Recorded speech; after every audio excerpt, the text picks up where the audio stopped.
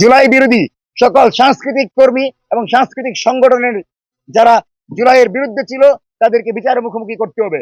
এবং যাদেরকে বরাদ্দ দেওয়া হয়েছিল, যদি তাদের এই বরাদ্দ 5 কর্মদিবসের ভিতর উইথড্র করা না হয়, আমরা মঞ্চ 24 অধিদপ্তরে যাব, মন্ত্রণালয়ে যাব, যতক্ষণ পর্যন্ত এদের বরাদ্দ ক্যান্সেল না করা হবে আমরা মন্ত্রণালয় থেকে বের হব না। এবং এই বরাদ্দ কিন্তু তারেক রহমান দেয় নাই, এই বরাদ্দ দেওয়া হয়েছে মন্ত্রণালয়ে থাকা আমলাদের মাধ্যমে। তার মানে আমলারা এখনো চাই হাসিনার পক্ষে জুলাইয়ের বিরুদ্ধে কোনো সাংস্কৃতিক কর্মকাণ্ড সক্রিয় হোক। সেজন্যই বলছিলাম যে যদি তারেক রহমান সংস্কার না করেন, ফ্যাসিবাদী ব্যবস্থার পূর্ণ বিলোপ না করেন, তাহলে জাতীয়তাবাদী দল 2 বছরের বেশি ক্ষমতা চালাইতে পারবে না।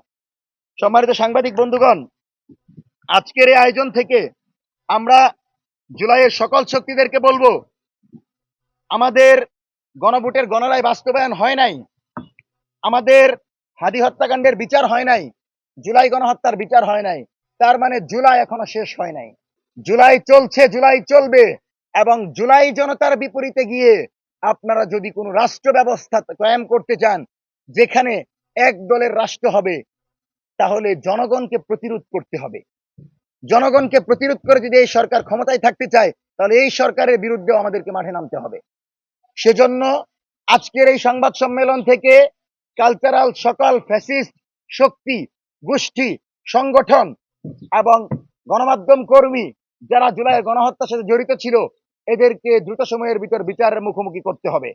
এবং জুলাইকে কেন্দ্র করে যে সকল সাংস্কৃতিক সংগঠনকে বরাদ্দ দেওয়া হয়েছে, সে সকল সাংস্কৃতিক সংগঠনের পূর্বের ইতিহাস পর্যালোচনা করে পুনরায় তাদের জন্য বরাদ্দ নির্ধারণের দাবি জানাচ্ছি। সম্মানিত সাংবাদিক বন্ধুগণ, আজকে আপনাদেরকে আরেকটা বিষয় বলতে চাই। অপসাংবাদিকতার বিরুদ্ধে আমরা নতুন ভাবে সিদ্ধান্ত নিতে চাই। যে অপসাংবাদিকতার মাধ্যমে প্রথম আলো এবং ডেইলি স্টার জঙ্গিবাদের নাটক করে হাজার হাজার নিরহ আলেমকে ফাঁসির দড়িতে ঝুলিয়েছে, হাজার হাজার আলেমকে যাবজ্জীবন আয়নাগর দিয়ে জীবনটাকে তছতছ করে দিয়েছে, সেই ডেইলি স্টার এবং প্রথম আলোর বিরুদ্ধে বাংলাদেশপন্থী সাংবাদিকদেরকে জেগে উঠতে হবে। বাংলাদেশের সকল ফ্যাসিস্টরাও যদি আপনার সহযোগিতা হয়, সকল ফ্যাসিস্টরাও যদি আপনাদেরকে সে ধরনের সাহস দেয়, জুলাই জনতা আপনার সাথে থাকবে না। সেই পরিস্থিতি তৈরি হচ্ছে।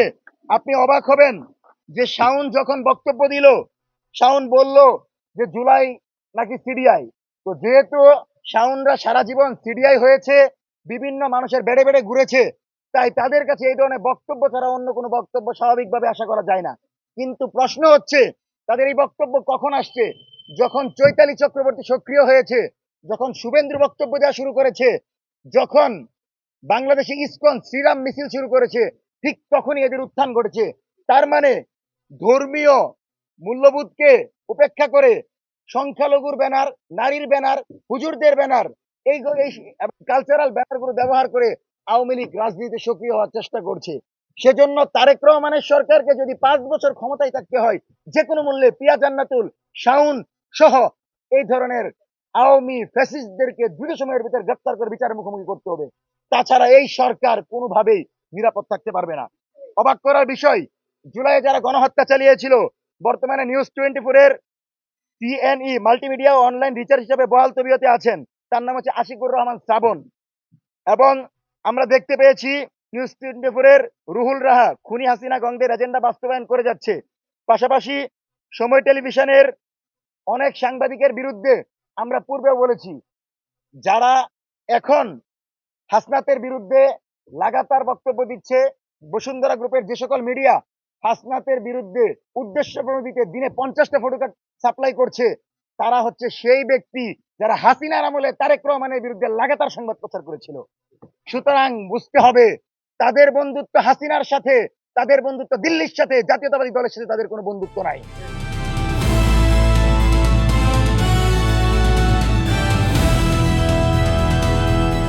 দিনাজপুর টিভি, মানুষের জীবনের কথা বলে।